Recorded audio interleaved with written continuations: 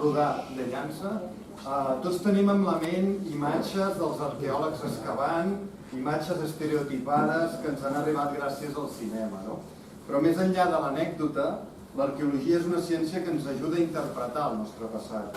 El patrimoni moble ja ens aporta informació. Les peces que tenim aquí al museu, de per si, la ceràmica, les pedres, els sílex, ja ens aporten aquesta informació. Però si aquest suport també conté informació escrita, l'hem de saber interpretar i contextualitzar. És en aquest sentit que cal posar en valor la tasca d'investigadors com la nostra ponent d'avui. Les pedres ens parlen, però cal entendre-les. I ben segur que avui les començarem a entendre una mica més. Us passo a descriure una mica un resum del currículum de la Isabel, que és molt llarg. La doctora Isabel Rodà de Llança és una de les especialistes més destacades en l'arqueologia romana a Catalunya i a nivell internacional. És doctora en Història Antiga per la Universitat Autònoma de Barcelona i ha desenvolupat una trajectòria acadèmica excel·lent fins a assolir la càtedra d'Arqueologia. També ha estat directora de l'Institut Català d'Arqueologia Clàssica i actualment és catedràtica honorària de la Universitat Autònoma de Barcelona.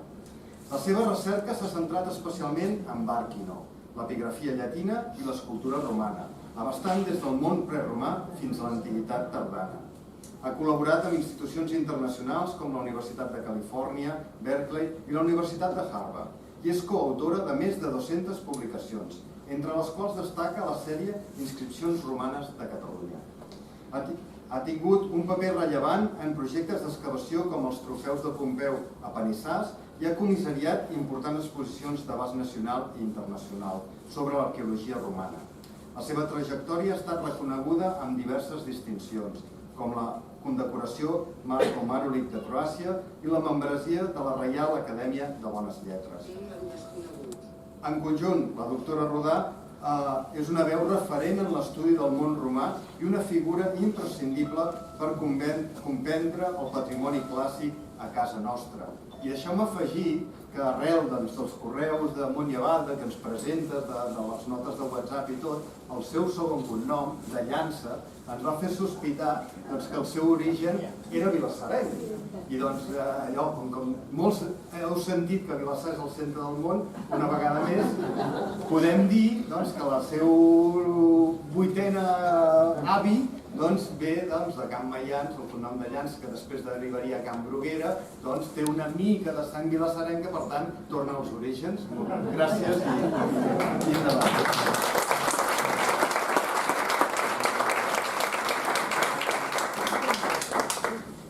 Bona tarda a tothom. Molt emocionada de ser aquí, en una sala tan plena. I a més sí, aquests orígens de Vilassar, que em fan molta il·lusió que Enric us hagi recordat aquí. Vull dir, per tant, molta emoció i molt agraïda per aquesta estupenda invitació. I a més, Enric, tu coneixes tan bé el Maresme, el terme de Vilassar, totes les seves viles romanes, esclar, és un goig poder parlar davant d'una autoritat enordona com és l'Enric. Bé, avui parlem de pedres, però pedres, així. Aleshores després us diré que aquesta és molt important, després us diré per què. Bé, el llenguatge de les pedres. El llenguatge de les pedres, quan, com deia l'Enric, tenen inscripcions, doncs ens parlen elles mateixes, ens diuen què passava, qui les havia fet, a qui estaven dedicades, qui les havia gravat a vegades, I això és el missatge, m'agrada dir que és el missatge, no sé, se sent? Sí. És el missatge al directe de l'antiguitat. És a dir, aquestes inscripcions van estar gravades fa, en aquest cas, 1.800 anys, perquè nosaltres les tinguem al davant sense cap copista, sense cap intermediari, sense ningú que hagi fet afegitons o hagi retallat coses, i les hem d'entendre. Però esclar, aquestes inscripcions, aquests textos, estan gravats sobre un suport, i el suport té un valor, té una manera de treballar-se, té una policromia, que també ella mateixa ja ens diu coses. Per tant, avui no ens dedicarem tant a les lletres que contenen aquestes pedres, sinó a la pedra mateixa. Vull dir que li hem de treure també els seus secrets.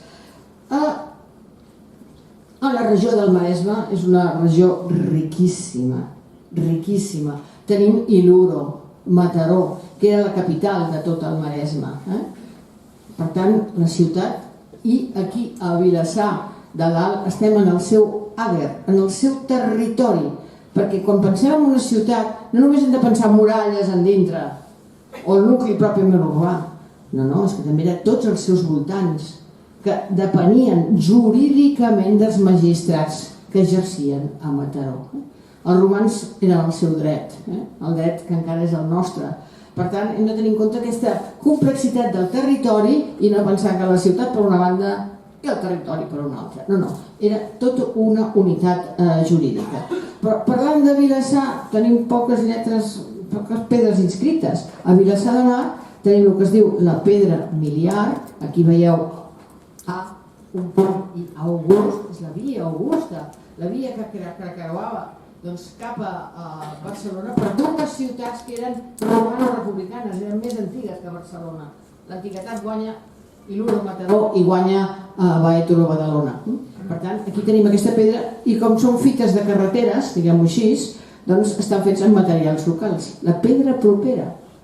Per tant, és important veure quan es construïa una ciutat, quan es feia un traçat viari, d'on treien la pedra. Els romans sabem que eren molt pràctics i doncs tenien que tenir els seus recursos naturals. Però per fer una pedra, una fita de carretera, com és ara, no van a portar una pedra, una malaquita de Rússia, evidentment, no? Per tant, es fan amb pedres locals. I després, només a Vilassar de Dalt, tenim una notícia que no s'ha pogut confirmar d'un humanista molt... Jo és que se'n va i se'n ve, no passa res. Doncs el Pere Miquel Carbonell, un gran humanista del segle XV i principis del XVI, doncs va recollir en els seus manuscrits una inscripció que venia de Sant Genís de Vilassar. Aquí tenim la foto. Però no ho sabem, evidentment.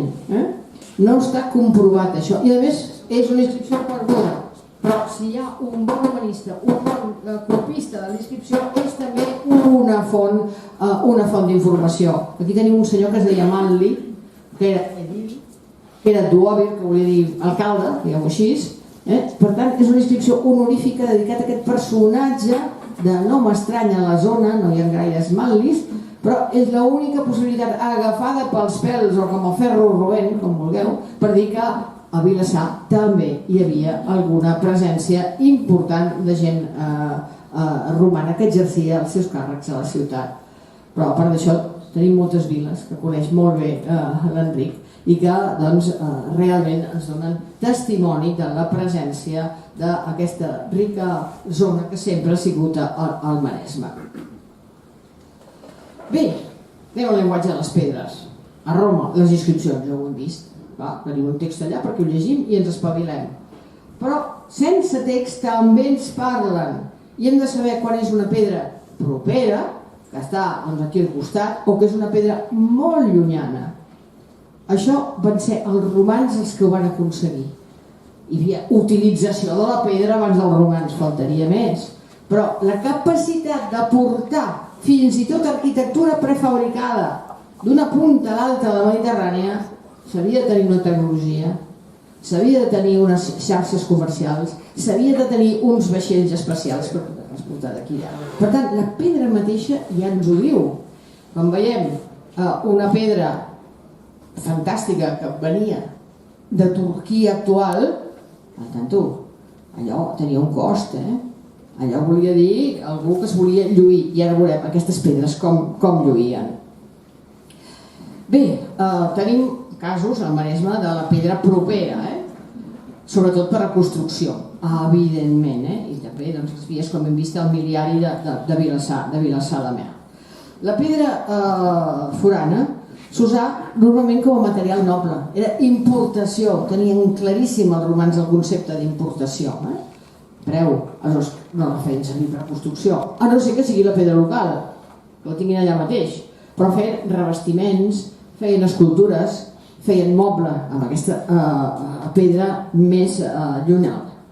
Després van ser capaços d'obrir i explotar les pedreres. Explotar les pedreres no és fàcil, I no és allà, amb un cop pica una pala amb un tros de muntanya i anar fent forats. Vol dir que una pedrera ha d'estar en ús durant 300, 400, 500 anys. Per tant, hi ha una enginyeria d'explotació de les pedreres. Hi ha mà d'obra, evidentment. Tots tenim, quan pensem en les pedreres romanes, les imatges de Hollywood, ja que tu parlaves de cinema. Tots allà esclaus carregats de cadenes i vinga a picar. Mare de Déu, no haguessin tret una pedra. S'haguessin matat entre ells. Els romans sabien el que s'havia de fer. Hi havia molta mà d'obra lliure, també mà d'obra esclava. Però havia de ser gent que sabia treballar la pedra, que tenia el seu lloc, el seu locus, on ell treia pedra, doncs, diguem, 2 blocs a la setmana, diguem-ho així, no? Però no amb aquesta massificació de les pel·lícules hollywoodianes. Per tant, van obrir pedreres, però van ser capaços de comercialitzar els marbres, ho he posat entre cometes, i després sabeu per què, d'una banda a l'altra de la mar. Làpides i màrmora no són sinònims. Làpides vol dir pedra. Màrmora vol dir qualsevol pedra capaç de ser polimentada i tenir un lluïment. Clar, de màrmora, en plural, ha donat les nostres paraules marbres en tots els idiomes. Anglès, francès, italià, etc. Però per nosaltres, i això els geòlegs en tenen molt ben explicat, que el marbre és una roca metamòrfica. En canvi, per nosaltres, o pels romans, màrmora podien ser calcàries, podien ser pissarres, podien ser granits, podien ser pòrfids. Qualsevol pedra capaç de presentar un acabat important i lluent. Bé, l'antiguitat en Maresme, la Laietània, ho sabem bé, no? I també la Vall de Cabrera. Ha cobrat una importància els últims anys d'arqueologia a la Vall de Cabrera, perquè tenim els romans ja al segle II abans de Crist allà. Els romans es volien banyar, no només al mar. També volien tenir les seves termes, els seus banys calents, i els més antics de la península Ibèrica estaven precisament a la Vall de Cabrera. És a dir, que ja aquí tenim una presència important per organitzar la zona, i la fundació d'Iluro Mataró se'n va cap a l'any 70, 70 abans de Crist, més o menys. Per tant, ho tenim molt a prop. I al costat tenim el jaciment, a la Vall de Cabrera, de Can Modolell. Jo us recomanaria, per exemple, poder anar a veure plegats, si us sembla, al Museu de Mataró, que tenim marbres de tota mena per poder-los gaudir en directe, i després està fent ara, fins a finals d'abril, una exposició precisament sobre Can Modolell. És a dir, que seria una bona ocasió per veure pedres en directe, que per nosaltres seran properes, però pels romans podien ser molt llunyanes. Per tant, jo aquesta visita la deixo així sobre la taula a veure què us sembla. Aleshores, tenim això que Vilassar de Dalt és l'Àger i l'Uronensis, el territori que estava governat des de Mataró i l'Uro. L'ús de la pedra. Els primers instruments fets per la mà de l'home són indústries lítiques, a vegades amb una talla preciosíssima, o treballaven l'obsidiana, que era el metall de l'època paleolítica, perquè l'obsidiana, no sé si ha tingut una obsidiana a la mà, però és que talla d'una manera terrible. Hi havia Armènia, n'hi havia a l'Egeu, a l'illa de Milos, etc. Per tant, tenim un ús de la pedra molt abans dels romans, no s'ho van inventar. Però també tenim aquest ús del marbre a la Mediterrània abans de Roma, ja el món clàssic, el que tenim pel món grec i romà. Fixeu-vos aquesta estàtua, l'heu vist en directe, està al Museu Arqueològic Nacional d'Atenes. És impressionant, aquesta estàtua té 5.000 anys.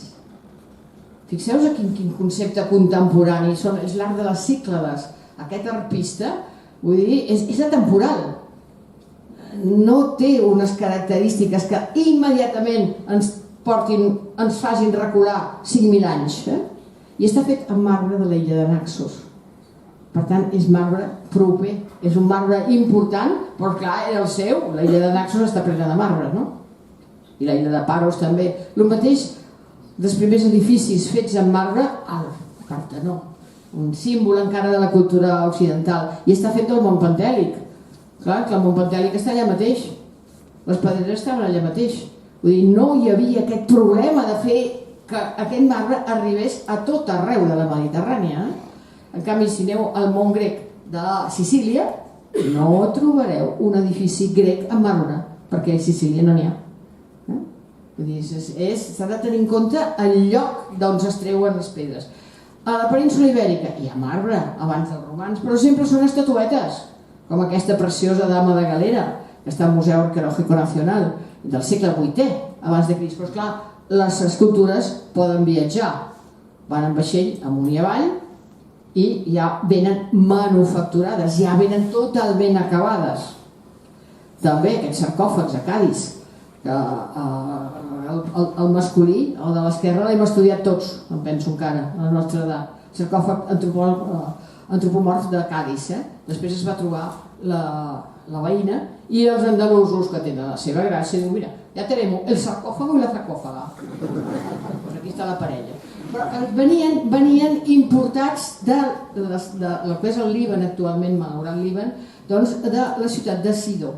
I eren fets de marbre de Paros. És a dir, aquests no estaven fets a la península. Per què? Perquè al segle V abans de Crist no hi havia la capacitat tècnica suficient per exportar marbres. Ja venien acabats, evidentment, per una elit, per una aristocràcia local de la ciutat de Cadis. Una de les últimes troballes és un jaciment extraordinari, que és el de Toruñuelo, que està sent excavat per Sebastián Celestino, a Extremadura. És una cosa, és un jaciment que està sortint a les notícies als diaris bastant sovint, per les coses espectaculars que hi ha allà. I fins i tot aquests petits pauets d'aquí, tan macos, que resulta que serien finals del segle V abans de Crist, doncs resulta que són de marbre pentèlic, del mateix marbre del Partenó. Aleshores, fixeu-vos aquí el que arriba a la península Ibèrica abans de Roma, molt abans de Roma, però arriba ja fet. No es fa aquí, es fa al lloc d'exportació. Aquesta estàtua hauria de ser un dels símbols de Catalunya. És una estàtua fabulosa, dit Asclepi, hi ha una certa discussió, el déu de la medicina, que està fet amb marbre de Paros, el tors, i amb marbre pentèlic, la indumentària. Però és que és una estàtua de finals del segle II abans de Crist. És contemporani de la Venus de Milo. I sembla la fama que té la Venus de Milo. Però a més la Venus de Milo està al Louvre, però ve de la illa grega de Melos. Aquesta és nostra. Aquesta està trobada al jaciment romà, greco-romà d'Empúries Emporion. I a més té braços. És l'única escultura monumental grega, no còpia romana, trobada a casa nostra. I en canvi no té el reconeixement que hauria de tenir. També un altre cas, un altar preciós, també marbre pentèlic, segle II abans de Crist, finals. A veure, com es construeix un imperi? A petonets no, Vull dir, evidentment que hi ha unes fases de conquesta, hi ha unes fases d'imposició, però els romans sabien que després d'aquesta fase d'imposició havia de venir una fase de reestructuració, una fase de construcció, una fase doncs de construir aquest imperi. On es comença a construir aquest imperi? Evidentment, a Itàlia, a Roma. Però la primera experiència fora d'aquesta península itàlica de Roma és a casa nostra. Els romans desembarquen a Empúries l'any 218 abans de Crist. Va ser molt maco la flama olímpica quan entrava també per Empúries. Aleshores, en aquest sentit, fan una experiència fora de la península itàlica avant la letra, diríem, no? I aleshores, esclar, després, quan s'hi volien instal·lar, a veure, on tenim la pedra, on tenim el marbre, els recursos lapidis. I d'això en va fer emblema l'emperador August.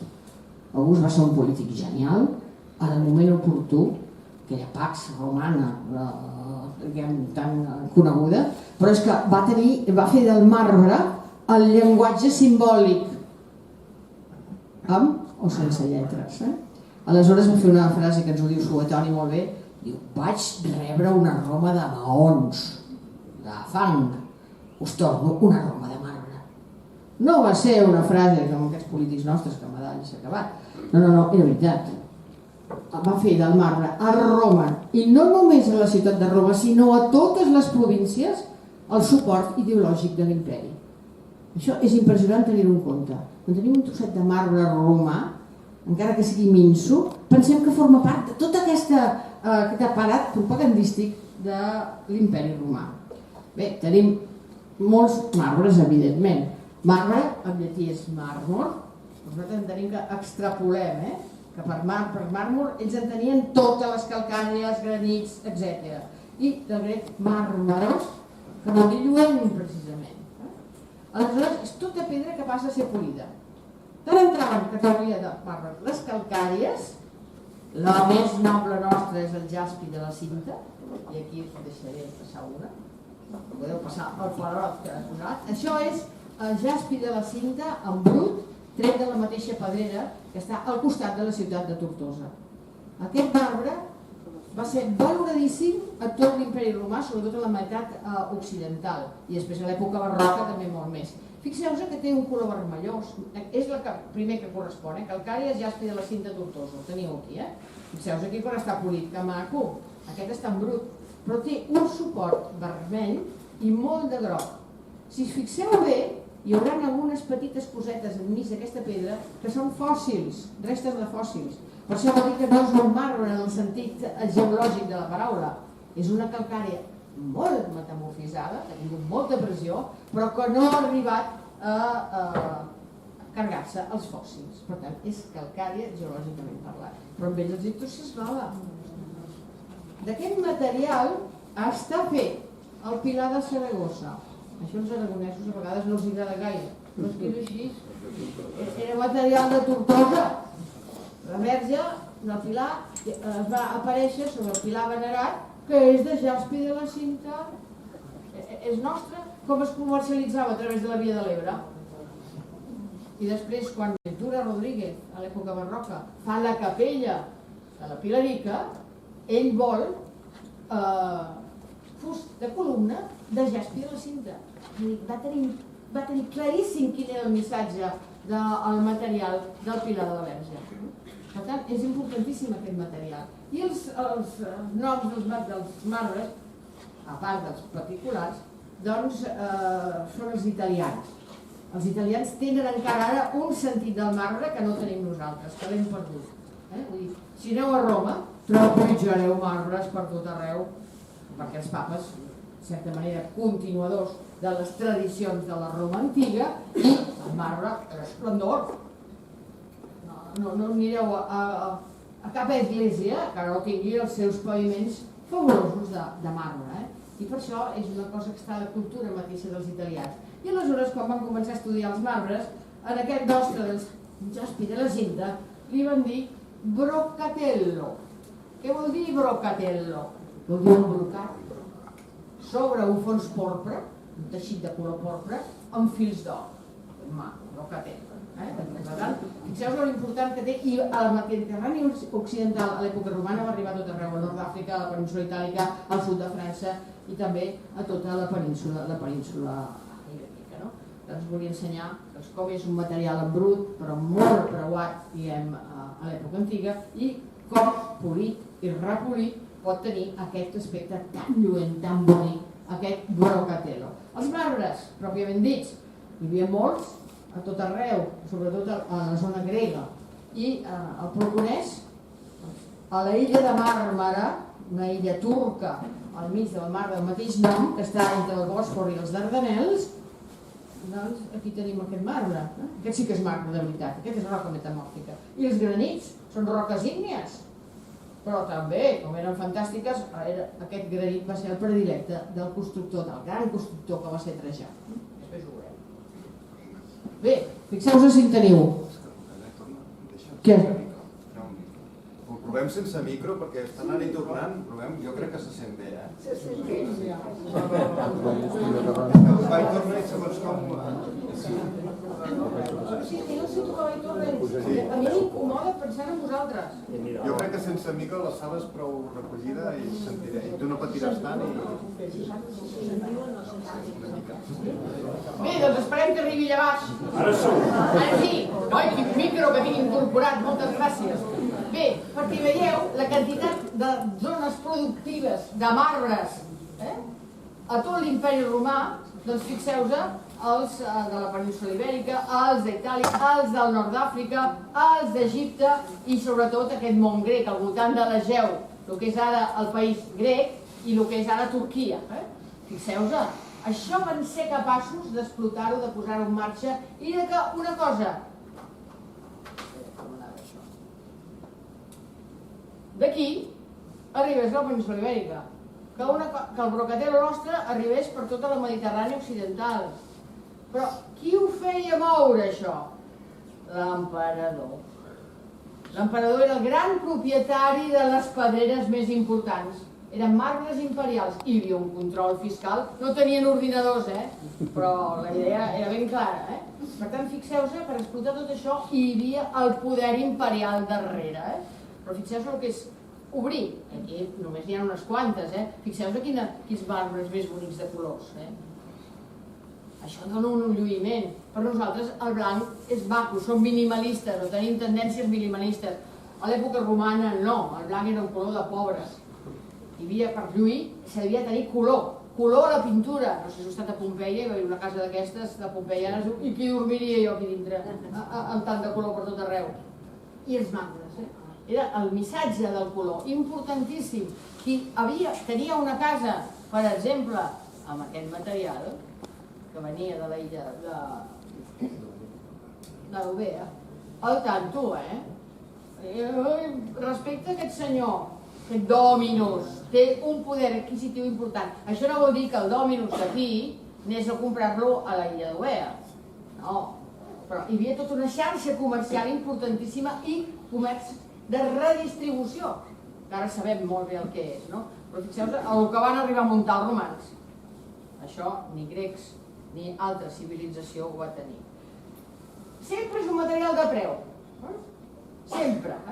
Fins i tot ja el Dioclecià, a finals del segle III després de Crist, quan hi havia una inflació de cavall, en riem-se de la nostra gairebé, doncs va intentar posar un límit dels preus i va fer un edicte de pretis màxims, dels preus màxims en què es podien vendre les coses, entre ells els marbres.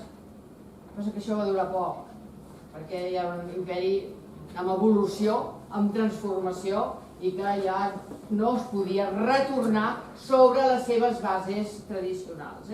Aleshores, des de la mateixa antiguitat, el marbre va ser reutilitzat contínuament.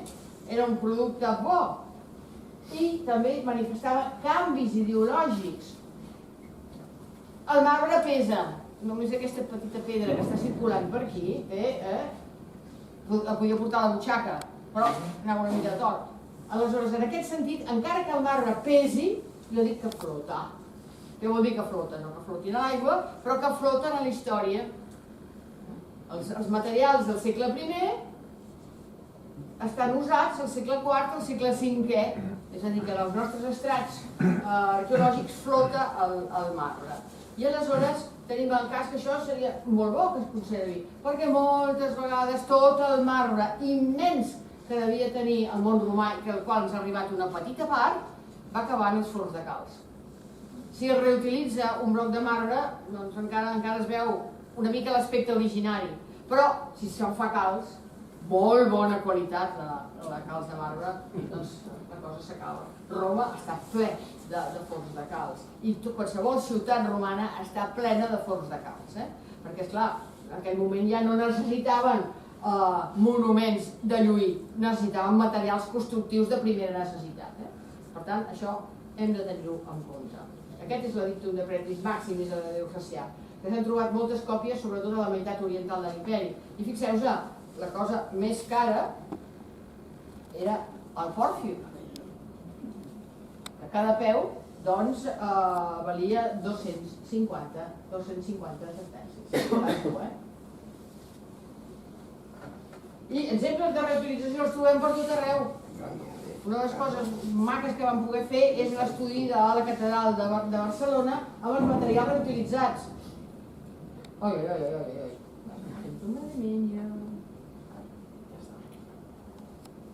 Aquest és Sant Raimon de Penyafort, patró dels advocats.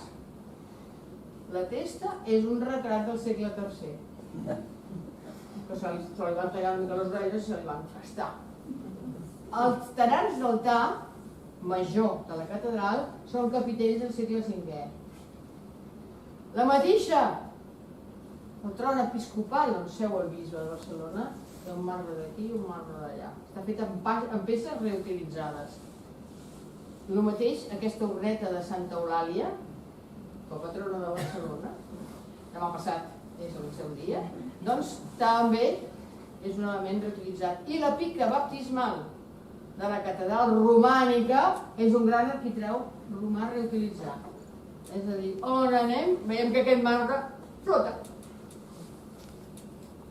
Mira que bonics que són.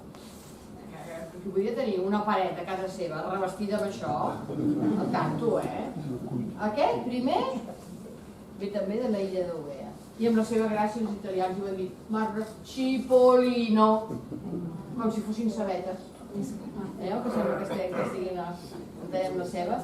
Aquest és el més car. Aquest és el pòrfir d'Egipte. I és un material ideològic. Quan veiem això, moltes vegades són objectes de la pròpia família imperial. Per què?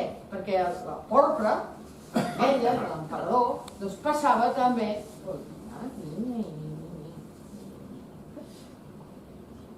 Passava també el color d'aquesta pedra. Un element simbòlic, suposo que tu Mercè ho saps de sobre, la tomba de Napoleó al Sant Felip de París. Napoleó era el nou emperador de Roma, faltaria més. Com es va voler enterrar? Amb un sepulcre de pòrfir.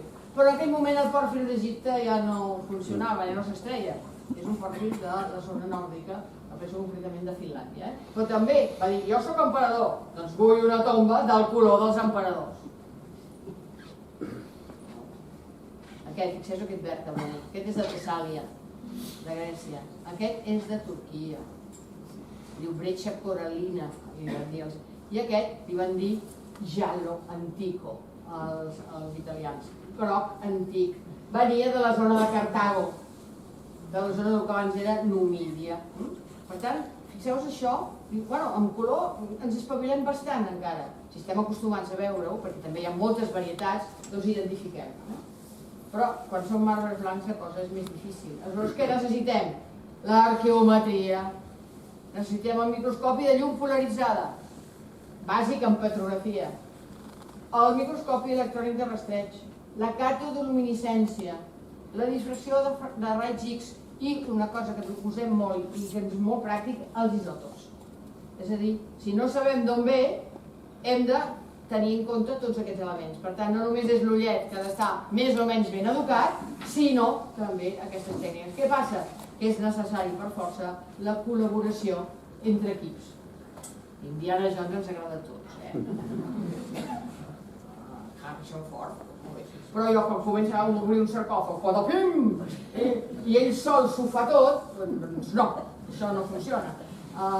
Necessites equips. És fer una cosa tècnicament i metodològicament ben feta. Un no pot saber de geologia, un no pot saber d'economia, un no pot saber de numismàtica, un no pot saber de tantes coses com volen les ciències de l'antiguitat. Un no pot saber les plantes de l'antiguitat, un no pot saber els pol·lens de l'antiguitat, les llavors de l'antiguitat.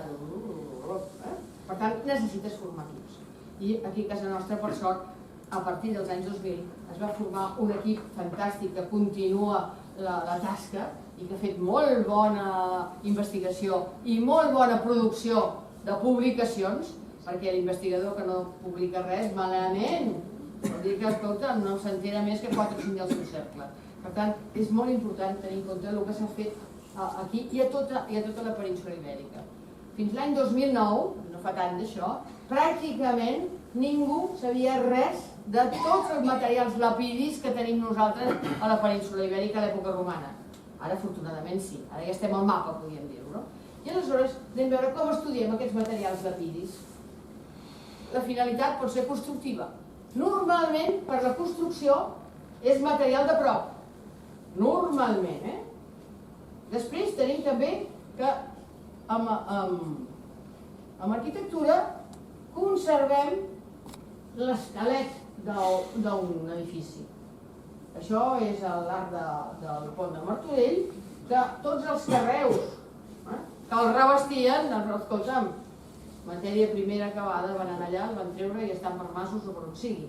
Però malgrat tot, encara que no tingui el seu revestiment de carreus, com l'arc de Berà, s'ha conservat, perquè els romans van descobrir la tècnica de construcció del formigó, el que ells deien a l'apuscament, no ciment, formigó. Això resisteix, com veieu, pràcticament tot. Material ornamental. Aquí tenim el Fòrum d'August a Roma, per exemple, amb material constructiu proper, però per forrar-ho, tot una escalinata de marbre de Carrara, encara el marbre de Carrara és bo, el marbre de Carrara és conegut, és el gran comerç internacional dels marbres a Europa. Aleshores, pedra propera, pedra ornamental per Fòrum de l'emperador August a Roma, i després tots els materials que vosaltres vulgueu, amb aquests marbres nous. També ornamental els mosaics, que n'hi ha de dos tipus principals. Quan parlem del mosaic potser pensem més aviat en aquest mosaic fet de pedres com si fossin cubs de pedra, de coloraines diferents. Aquest és el mosaic de Belrofont, que està al Museu Arqueològic de Barcelona, però el paviment realment car és aquest. Això té més feina, però això és molt més car. Per què? Perquè conjumina com a paviment tots els marbres mediterranis centrats pel pòrfir d'Egipte. És a dir, qui haurà entrat en una casa i rebien així, més val que no ens hi posem o que ens hi posem bé, perquè aquí hi ha un poder econòmic. Aquest és el màxim, això és el màxim. Això és a Porta Marina, Òstia, està al Museu de la Civiltà Medievale de Roma, que ningú va veure i és fabulós. Fixeu-vos a quina casa, és que no només el terra, amb tots els marbres imperials, sinó que les parets també és... A més, amb un fet que per nosaltres pot ser emotiu, perquè aquesta sembla que és una de les primeres representacions que hi ha de Crist. Aleshores, devia ser, això és del segle IV, segurament era d'un propietari molt ric, però cristià. Però fixeu-vos quina meravella de marqueteria de marbres, amb elements florals, amb elements geomètrics, amb els marbres més preuats de tot l'imperi. Això era, doncs, no sabem qui era el propietari, però màxim nivell segur que sí. Bé, la producció d'objectes també. Els objectes tenen l'avantatge de que al ser més petits poden viatjar ja fets. No sempre, però poden viatjar. Tenim estàtues. Fixeu-vos, potser aquests els coneixeu. Són els tetrarques de Sant Marc de Venècia. Es diuen tetrarques. Són els 4 emperadors de la tetrarquia que va fundar Dioclecià, finals del segle III després de Crist. Fixeu-vos, de què estan fets? Ara ja ho podeu distingir, Pòrfir, fantàstic, però ja comenceu a ser bons experts. Aleshores, aquí de pòrfir. Per què? El Gelo Antico no era més car. Qui? El Gelo Antico. El Gelo Antico, el Gelo Antico surt com a màrmol numídico Maledictum de Pretis, però més per sota, que penso que està al 7è o 8è lloc. El pòrfir és el número 1. Pòrfir és el número 1. El Gelo Antico també varia, també. Avui dia encara en treuen. Una mica. No. No sé qui, algú m'ho va dir, No. És el jaciment de Simitu, que està a l'extrem occidental de Tunísia, i no s'extreu. De la zona aquella no s'extreu. Seria caríssim i no seria rendible, no? Però vull dir, el Gelo Antico, perfecte. I aquí tenim, doncs, i per què? Quins són els tetrarques? Són els 4, diguem, 2 cèsars i 2 emperadors que aparentment havien de ser molt amics, aparentment hi havia tota una uniformitat, aparentment governaven sense cap mena de fractura entre ells. Mentida podrida. Es van assassinar, bueno, en fi. Però l'apariència que volien donar, el missatge ideològic, pòrfir perquè som emperadors, i tots igualets de la mateixa manera i tots abraçats. Fixeu-vos quin llenguatge més important hi ha en aquesta imatge. Només per material. Elements que viatjaven semi-elaborats. Fixeu aquest sarcòfag, que és d'Afrodícies, aquí està acabadet, aquí no. On el van acabar? o on haurien d'haver acabat no ho sabem, perquè va quedar a les pedreres, va quedar al lloc. Després també com es feien estàtues amb marbres de diferents colors. La perruca d'aquesta senyora negra, els pentinats romans eren tan complicats que moltes vegades al dia a dia usaven perruques, però també aleshores quan es volien representar amb marbres usaven marbres de diferents colors. En canvi, això què és? Això és un molí. Si aneu a Pompeia trobareu molts molins d'aquest tipus, no? Però esclar, un molí no cal cap pedra ornamental fantàstica. La millor per això és la pedra volcànica. Moltes vegades que venia de la zona d'Itàlia, però venia per fer un element de treball d'aquests molins. Aquest és de Tàrrega completament. I després el que vulgueu, taules amb 3 peus, amb un sol peu, després sarcòfags, és a dir, gran producció d'objectes. La importància com a material del món romà, ja vam veure la ideologia que està, que és august, vol dir, on hi ha marbre hi ha imperi. Hem d'usar els marbres perquè s'entengui, i a tot arreu, no només a Roma. Ell va fer que totes les ciutats despertessin en aquest gust per tenir i lluir el marbre. Al registre arqueològic sempre hi ha marbres, sempre n'hi ha, que no, que aquell el tret de la pedrera, que circula per aquí. Però vull dir que en aquest sentit n'hi ha, però s'ha donat poc valor, això és un problema. I aleshores això es dona distribució i xarxes de comerç. Com era? La gran autopista del món romà no era la Via Augusta, era el mar i l'aigua. Els marbres pesen, doncs normalment sempre que podien usaven via aquàtica, però a vegades no, si les pedreres les tenien a 400 metres a l'interior, doncs molt més car feien el transport i després el portaven a tots els ports de la Mediterrània. Després, important, l'explotació dels recursos naturals d'un territori. Ara ho sabem, les terres rares, que ens sonen ara. Doncs els romans el mateix, anaven a buscar on podien tenir els recursos naturals.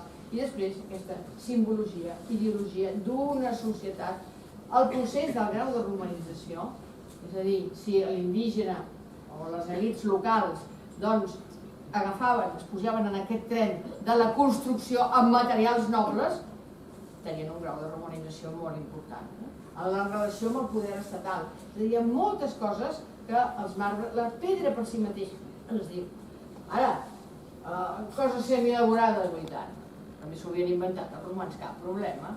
Aquestes són les pedreres del Proconès, d'aquesta illa del mar de Màrmara, que és tota de marbre, un marbre grisós, blanc, i aquí doncs va trobar aquesta estàtua d'un emperador cuirassat, però veieu que està a mig fer, no s'ha acabat. Per tant, això estava a punt per ser exportat a un lloc X, però que ja viatjava amb tots els models, amb tota una manufactura que condicionava, evidentment, el producte final. Però no només l'escultura, també l'arquitectura. Sembla que l'arquitectura prefabricada és una cosa molt moderna. En el sentit nostre, sí. Però fixeu-vos que aquí, després ho veurem, al fons del mar de Saint-Tropez, un lloc per nosaltres ben conegut en els anys 60 i 70, molt famós, i es va trobar al mar aquestes columnes que eren de marbre de Carrara, el vaixell va naufragar, es va ensorrar i segurament anava per les dimensions que té el Capitoli de Narbona. De les pedreres de l'Uni, que estan al nord d'Itàlia, a la frontera entre la Ligúria i després la Toscana, doncs viatjaven per mar fins a, en aquest cas, Narbona. Aquí teniu com es van trobar, sota la mar. Clar, havien de tenir unes naus especials, com podien ser les naus per portar ceràmica, que les per portar marbres, però fixeu-vos aquí, s'han posat els marbres al fons, però tot això d'aquí també s'usava per materials menys pesats. És a dir, un vaixell no anava només amb un tipus de producte, aprofitaven l'espai, però clar, no podien carregar-lo en bassa de marbres perquè si no se n'anava tot a pic. Van ser capaços de transportar obeliscs. Molts obeliscs egipcis que estan a Roma, uns són còpies posteriors, però uns són originals, i aquest segur que és original. Aquest és el que presideix a Istanbul, l'antiga Constantinoble, l'hipòdrom de Teodosi clar, és una cosa propagandística. I la mateixa base del obelisc ens ensenya com el van transportar, amb unes naus especialíssimes. Vull dir que, al tanto, portar això des de la zona d'Egipte fins al Bòsfor, però, evidentment, volia dir el poder de l'emperador. Bé, per rius també. S'han trobat barques de rius, però sempre tenen el fons pla. I aquesta és una troballa última d'Arles, que està al museu d'Arles, al marc del museu, que en les excavacions que es van fer a la zona del Roine, es va trobar aquest vaixell amb les seves pedres tal com es portaven, unes pedres locals, no hi ha cap marbre preuat, però també com el transport fluvial servia, evidentment, per a tots els marbres. Aquest va ser molt maco, Alexandria de la Tròade, a Turquia. Columnes monolítiques a punt de ser exportades. No ho van aconseguir. Pensem que, esclar, tota aquesta xarxa s'havia de mantenir amb una intendència i amb una infraestructura grandioses. Quan això va decaient, la cosa passa el que veiem aquí. Un port importantíssim d'Alexandria de la Tròade, hi havia uns granits molt especials. Una anècdota. A la façana del Palau de la Generalitat, recordeu, on hi passeu? Veureu que té dos fusts immensos a cada banda de la porta. Són de granit d'aquí, Palau de la Generalitat, però venen de Tarragona i Miquel Blai els va reutilitzar de Tarragona. Però fixeu-vos, de la Tròade, el Palau de la Generalitat, té columnes d'aquesta zona. Fixeu-vos on arriba aquest comerç del món romà que després s'utilitza i es reutilitza en èpoques posteriors. Bé, és molt important l'estudi de procedència. D'on venen les coses? Nosaltres si ens diuen que és un marbre, molt bé, però d'on ve aquest marbre? Perquè tot això suposa tot aquest comerç, tot aquest muntatge enorme que es va fer els romans. Aquí tenim el teatre de Mèrida, per exemple, que el coneixem tots. El teatre de Mèrida, d'on li ve tota aquesta parafernàlia constructiva? Diu, home, Mèrida, capital de la Lusitània, Mèrida té el riu, el Guadiana, el riu Anna de l'antiguitat.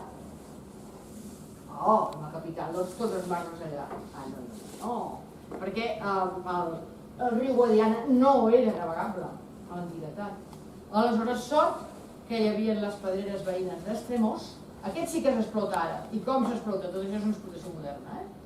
El marbre d'Extremós, com veieu un bany d'aquests que diuen rosa portuguès, és marbre d'Extremós. Per tant, aquí van poder fer tot això a Mèrida perquè tenien pedra propera, però afortunadament marbre, no una pedrota d'aquestes lletges. Per tant, és molt important saber d'on venen els materials i què suposa la seva construcció. Bé, material lapidi, ornamental, no ornamental. I després, el més difícil és determinar els marbres blancs. Perquè, mira, si veiem coloraina, ens ajuda. Però quan tot anem blanc, i què fem ara amb aquest marbre blanc? Anàlisis arqueomètriques. I després, per exemple, veure si és un marbre de gra com el sucre, molt fi, que rara, o bé un marbre molt gruixut, de gra molt gruixut, que ens dona ja indicacions. Però cal analítica, cal estar segurs i no dir la primera impressió que un té. Això es pot fer en petit comitè, però no es pot publicar, perquè si no, quan nosaltres comencem a posar en marxa una roda sense comprovar-la, doncs és perillós. Control de les explotacions, eren pedreres romanes. Fixeu-vos aquí, el Loco III, en el tercer lloc, aquí hi havia un obrer treballant, que la seva missió era tenir. Però fixeu-vos que per fer això se n'ha de saber, perquè si no la pedrera dura un dia, és a dir, es destrossa tot, i això havien de ser enginyers i treballadors especialitzats de fer això d'aquí.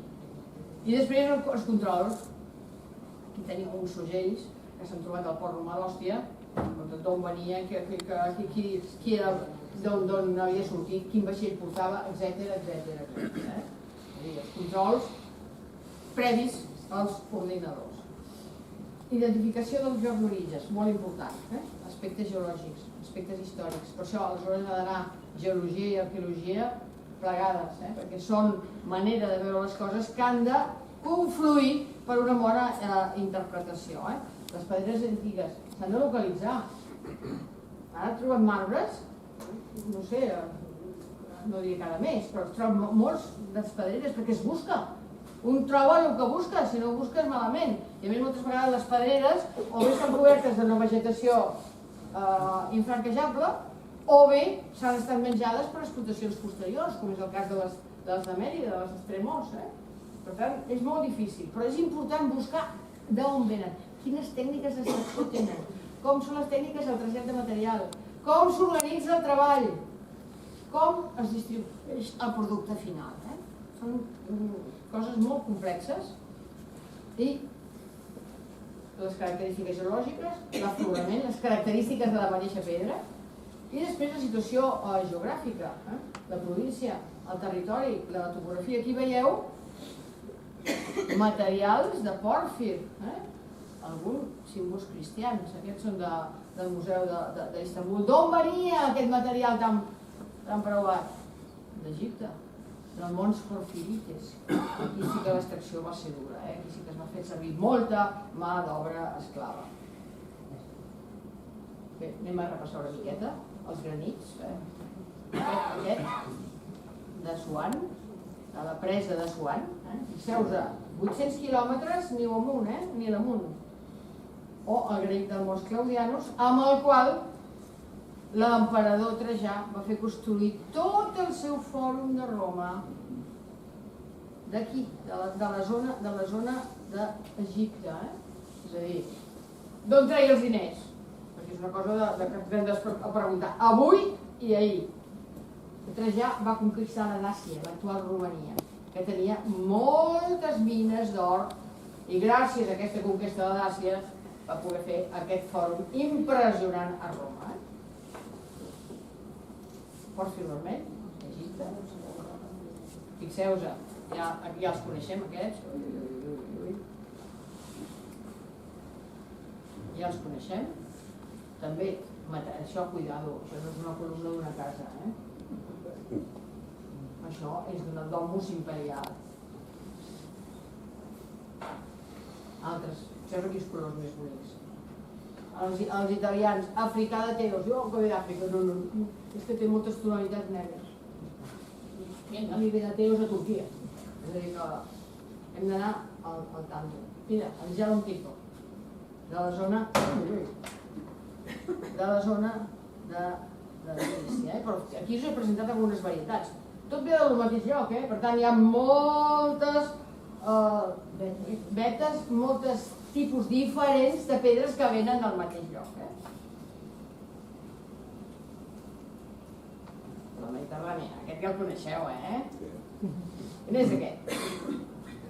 Rocatello, el jaspi de la cinta, aquest que està circulant per aquí, aquest és l'orgull de la casa, Té altres materials, moltíssims, marbres blancs, on es treien marbres blancs? L'Hispània és molt, el Marín de la Plata i a Macael. A la Gàlia, els Pirineus francesos, a Sapeat. I després veiem coses que dius, bueno, això és local o és important? Tenim un grup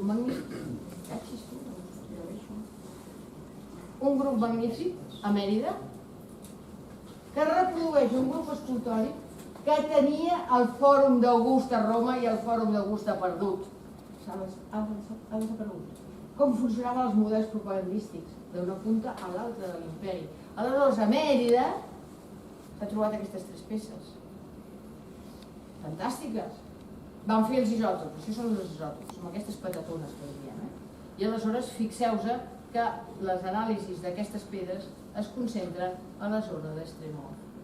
És a dir, aquí tenim l'evidència, gràcies a les anàlisis, que aquest material del Fòrum de Mèrida s'estreia de les pedreres d'Extremor.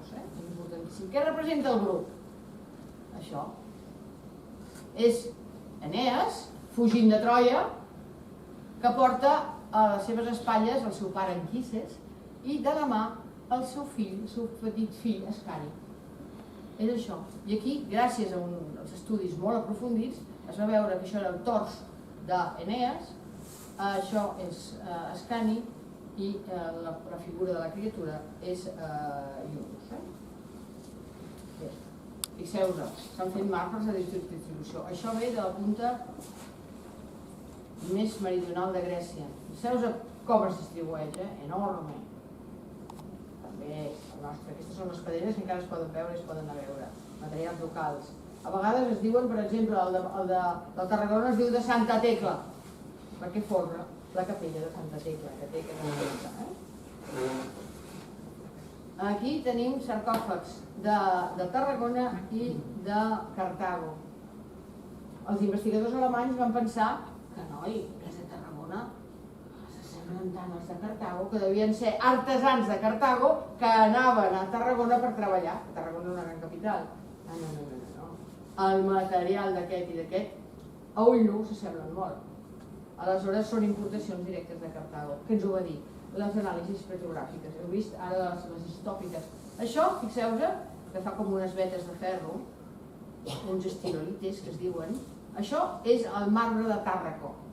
Aquí fixeu-vos que té uns fòssils, no és una calcària hemicrítica, sinó que és una biosperita, perquè té fòssils, i això ve de Cartago.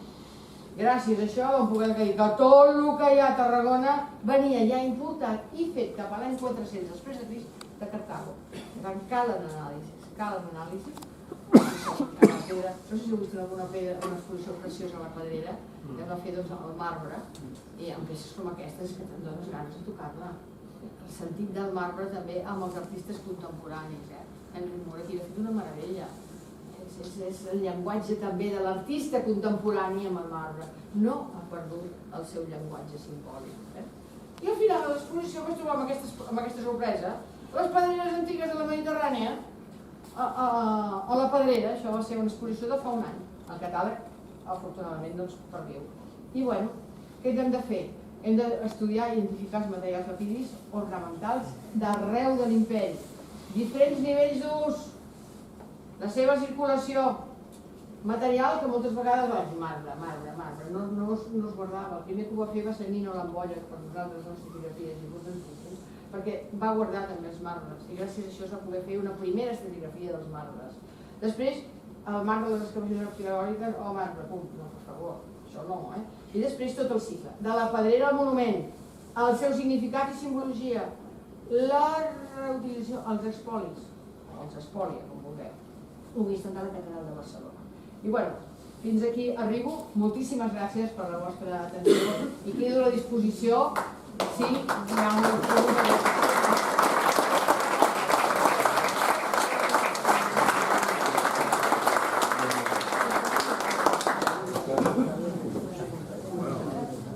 M'han donat la batuta per controlar el torn de paraula. S'ha sentit bé? Disculpeu la incidència, ja mirarem què ha passat. Fins ahir funcionava. Ha sigut un megafonia en directe. Gràcies, perquè jo estava preocupada. Algú té alguna pregunta? Sí, hem parlat molt de les pedres, tant físiques com les seves propietats, constructives i tal, però i les seves propietats psíquiques, les seves propietats que influeixen a les persones? Aquí, l'altra pregunta que estava per aquí. Ho dic perquè a la zona de Stonehenge, allà a Anglaterra, que és, allà a Cornualles, la gent va descalça, perquè veu que transmet una sèrie de vibracions que... Això ha sigut una valoració bastant recent. És com abraçar els arbres i tot plegat que ara ha sorgit. Vull dir que és clar que els arbres han tingut un valor màgic, sempre el tió és el símbol del valor màgic dels troncs encara. Per tant, les pedres també.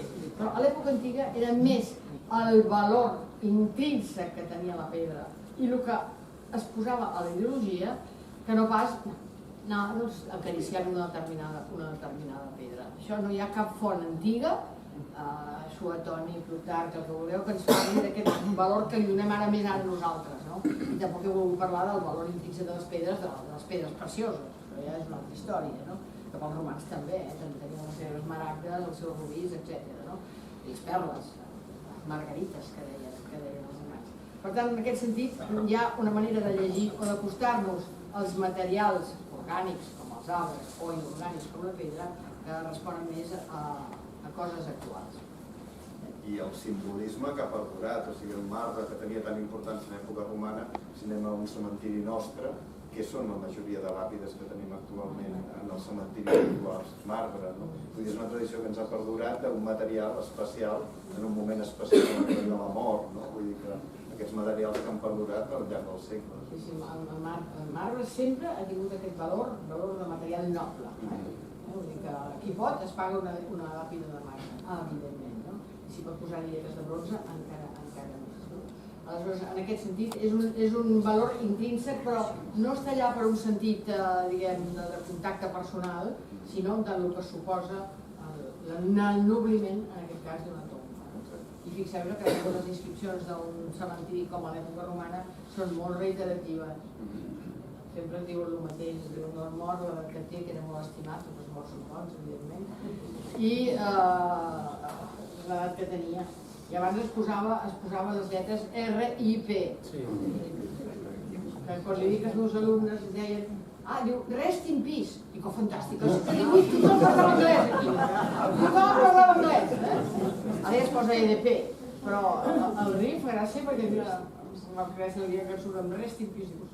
Però vull dir que, esclar, que la inscripció funerària romana o actual és molt reiterativa, respon als formularis i, és veritat, aquest valor que dius tu, Enric, que té encara marbre per nosaltres. Si aneu a comprar un marbre de cuina, que sembla una cosa més, diguem, de vida quotidiana, al tanto, si el voleu de 2 centímetres té un preu. Si el voleu de 3 en té un altre. Bueno, a part d'aquestes silestones i aquestes coses modernes, però vull dir que el marbre té un preu. Si el vols d'aquest tipus, si vols de granit de Galícia, té un preu. Si el vols de granit de Sardenya, en té un altre. Encara el sentit del marbre, que quan el vas a comprar té unes exigències que depèn si les pots o les vols pagar. Encara ara, no només com a material del cementiri, sinó com a material domèstic a casa nostra. Sí, jo de les pedres que he vist hi va haver una que em va impressionar molt. I és el lápis negre, no? El lápis negre. El lápis negre. Lápis negre. Allò que està allà perdut a la plaça de la República, amb aquell museu de Roma, el que van trobar al Senat, a la República. Sí. I després va ser... Bueno, està allà... No està tirat, no. Bueno, estan allà. Quan parlava d'aquests museus, de publicitat de marbre, m'ha fet pensar en allò, perquè, bueno, està en un lloc bueno, és igual, si vas allà normalment no hi què pot dir? Bueno, l'Apis Niger, pedra negra. La pedra negra. La pedra negra. És un dels llocs més antics de Roma. Jo dic per l'idioma, perquè al final és la referència més antiga del nostre idioma. Home, no. N'hi ha altres també, no? És llatí. No, l'Apis Niger és llatí pur. L'Apis, pedra. Niger, negre. De proto-llatí. La inscripció de tot. No. L'Apis Niger vol dir dues coses. És un lloc quadrat, folrat, pavimentat de pedra negra. Aleshores, això està al Fòrum de Roma, ja tocant gairebé al Capitoli, i és petit, perquè és una cosa del segle VI abans de Crist. Aleshores, la inscripció que va ser trobada en l'Apis Niger està conservada actualment al Museu Epigràfic de Roma, que està a les termes de Dioclecià de Roma. A la plaça de la República. La plaça de la República, que és una exedra de... Està conservat allà, i el museu està molt dignament presentat i és gairebé el primer que veus a l'arribar al museu. Vull dir que està ben exposat, ben explicat i valorat com un no hi existirà. Jo quan l'he vist estava allà, allà hi ha coses molt importants. Però el que passa és que, esclar, anar a veure a Roma has d'anar moltes vegades per anar al museu epigràfic, perquè primer tens 3 Romes abans... Per això dic que no és que una cosa que sigui massa popular. No popularment. Popular estic plenament d'acord. No és perquè anar a veure el museu d'epigrafia a Roma, quan tens de totes les èpoques. I monuments molt més coneguts, però l'Apis nigra té tota la raó. És un llatí molt arcaic. És contemporani a la fígula de Preneste, si és que és bona, o contemporani a la inscripció que diu Manios Menfe Facet Comasioi. Això serien els 3 elements més antics del llatí que tenim, del segle VI abans de Crist. O sigui que el Museu Epigráfic, si aneu a Roma, val molt la pena, però esclar, has de tenir un interès molt específic, ho confesso. Però molt bé pot haver una de veure, fantàstic, fantàstic. Bueno, entre altres coses, clar. No, Roma no te l'acabes mai. Ara dius, a Roma 8 dies són massa i 8 mesos són pocs. En 8 dies ja portes un empatx de monuments que no pots amb ells, no? Per tant, en canvi, tota la vida és poc.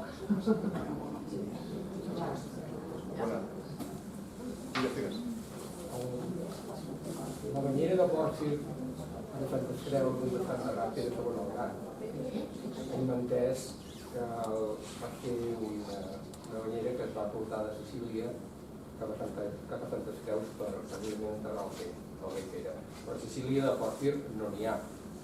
Aquella banyera hauria de ser un reaprofitament de...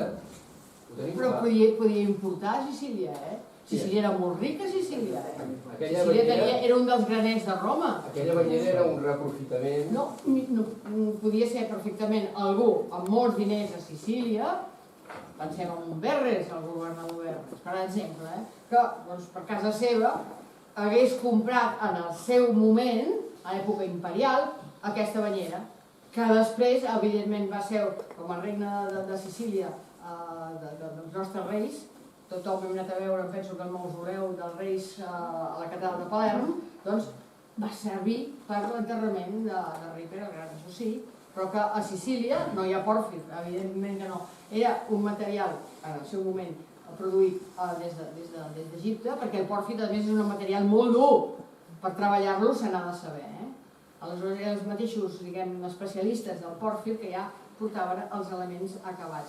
Que algú aristòcrata riquíssim comprés a Sicília en un cert moment i que després, ja a l'època medieval, amb el domini català a Sicília, passés a Santes Creus. Jo diria que és això. Una mostra de la flotabilitat del mar. M'agrada que hauré tingut el concepte, perquè la primera vegada que ho vaig dir se'm van escandalitzar. Home, que no veus que no flota. A l'aigua no, però a terra sí. Clar, perquè sempre té un preu. I a més s'ha excavat la tomba del rei i s'han trobat molts elements importantíssims, no? Però esclar que el contenidor, fixeu-vos que és de pòrfir. No va portar un sarcòfag romà, però sí que volia el seu enterrament en pòrfir. El de Gala Placidia, ara no sé, era de pòrfir. El de Gala Placidia, de Ràbia. El de Gala Placidia, ui, el sarcòfag no s'ha conservat. El de Santa Constança. No s'ha conservat. La família de Constantí, Santa Constança, doncs el pòrfir, els famosos sarcòfags, per exemple, de Santa Helena, però esclar, té una quantitat de batalles a la seva representació que diu molt femení, això no és. Ara, que eren sarcòfags de la família imperial, segur. Ara, si eren d'un, de Santa Constança, dic perquè tenien uns elements florals. Estan tots en museus vaticans, Però vull dir que en aquest sentit, que eren sarcòfags de la família imperial, sí. D'aquí exactament, discutim. Sí, de la forma de treball de les pedreres, en tenim documents escrits que en parlen o ens basem en hipòtesis? No, però les hi trobo jo. La pedrera, mira. Aquí tens una. Aquí tens la manera de treballar la pedra amb una pedrera.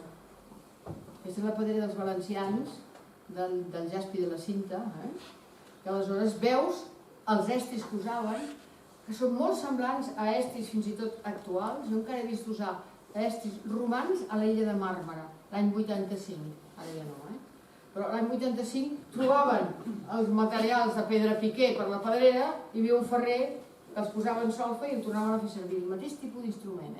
Aleshores, a l'antiguitat, doncs, anaven amb tots els instruments que s'han... Hi ha un llibre fantàstic de Jean-Claude Bessac, que és l'ús de les pedreres i com funcionaven aquests pedrepiquers. Jean Claude Bessac, amb dues S, és el gran especialista de les pedreres, perquè és un escultor arqueòleg que entén perfectament com s'estreuen les pedres i el que cal fer. I aleshores aquí teniu una manera molt maca. Fixeu-vos que els fronts, el que diuen els francesos, gondolegen. No són rectes. Això arriba al segle XIX amb el fil helicoidal. Les pedreres modernes que podeu veure, Carrares o altres, que són rectes, és l'invent del fil helicoidal. Però fins a aquell invent, doncs, són així gondolejant. Vull dir, aquest front de pedrera és fantàstic per veure els elements i com anaven traient els blocs. Les pedreres no funcionaven sempre, com els estocs dels cotxes ara, i comencen a omplir magatzems d'estocs, no? Sota encàrrec. Per exemple, s'havia de fer l'amfiteatre de Nîmes, per exemple.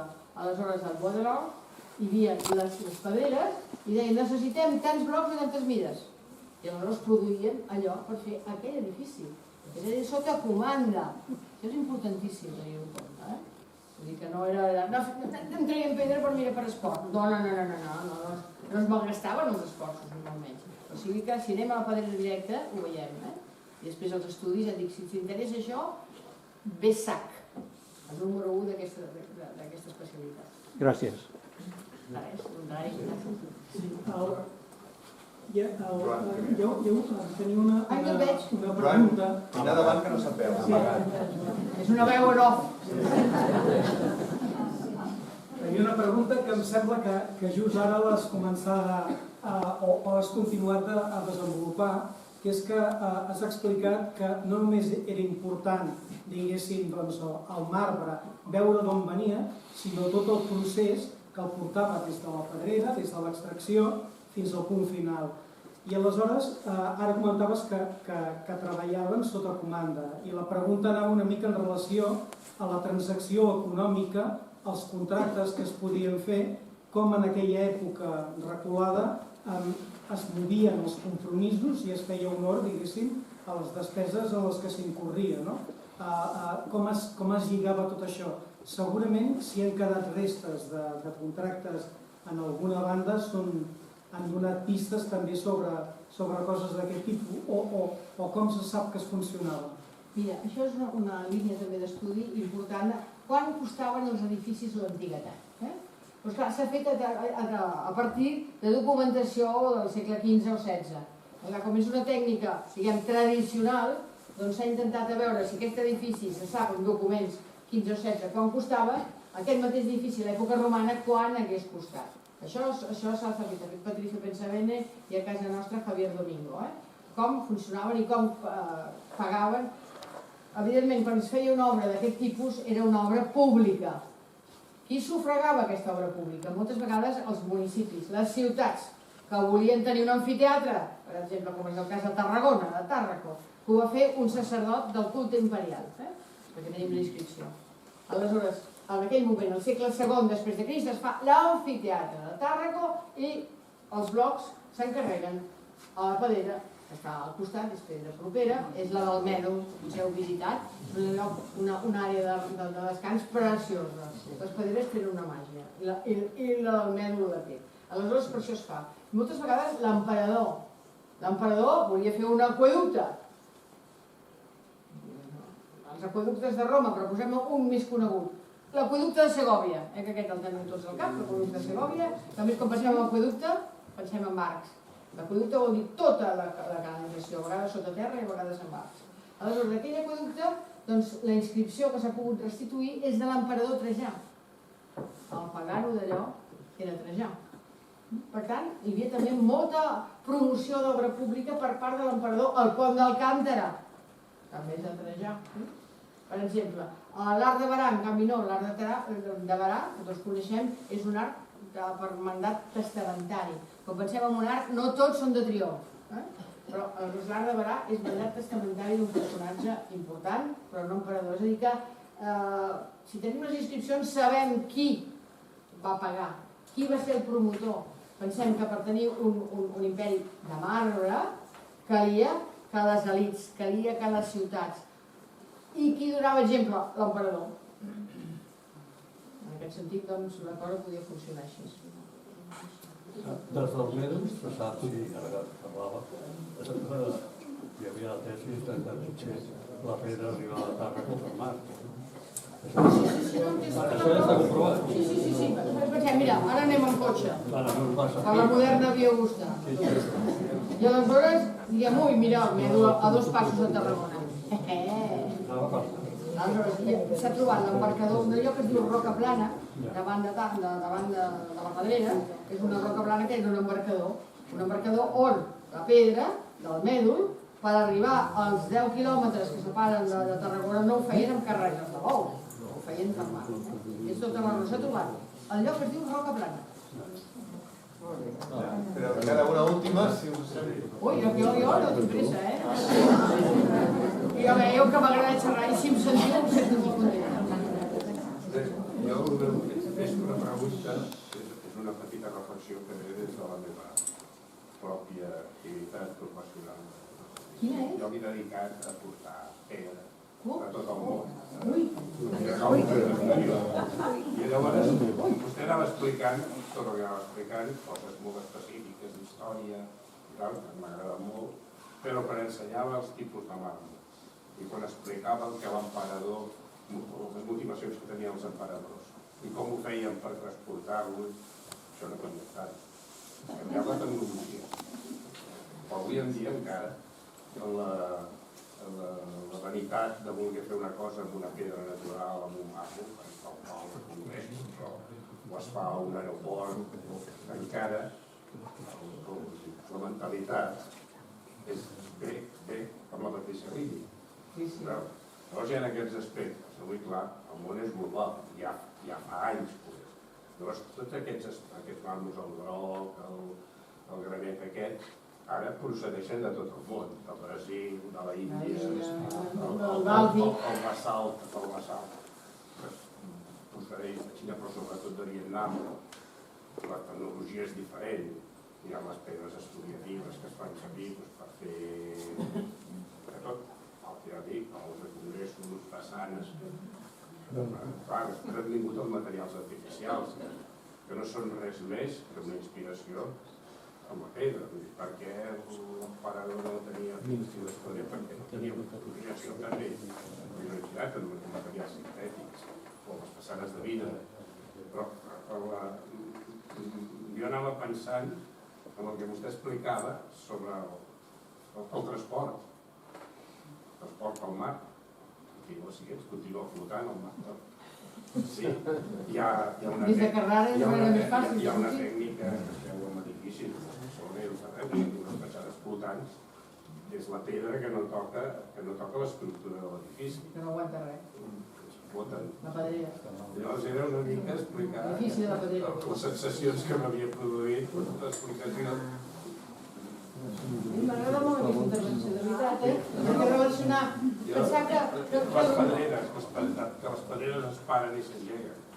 Això és tal del dia avui. si són rendibles bé, si no són rendibles no. Per això els interessos comercials, si està en una pedra que n'hi ha poca i es fa pagar molt, doncs interessa no fer-ne tanta. Si no és un Miquel Àngel. Llavors, avui en dia, clar, els romans tenien el problema de transportar, si estaven a 100 quilòmetres del mar, no ho feien, avui en dia costa menys portar un contenedor de pedra al Japó que un camió de pedra a Galícia. No, aquest salt al món actual i que encara se senti així i que ens ho recordi, em sembla perfecte.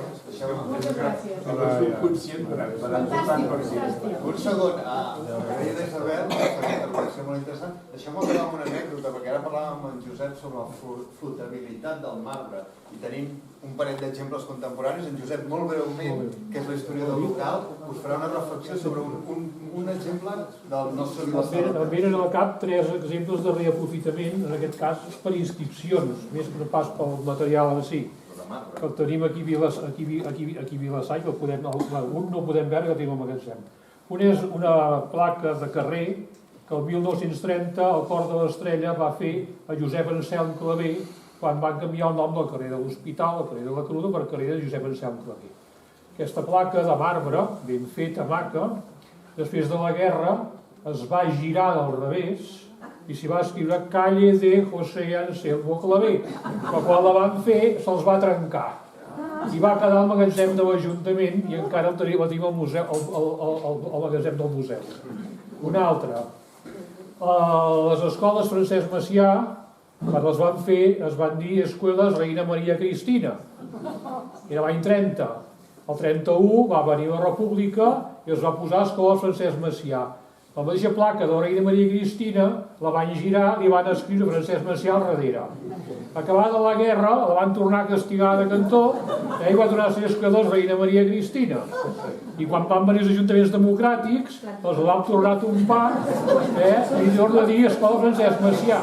I l'encarregat de la brigada em deia: l'he enganxada amb un ciment tan fort que per tornar-la a treure l'han de trencar.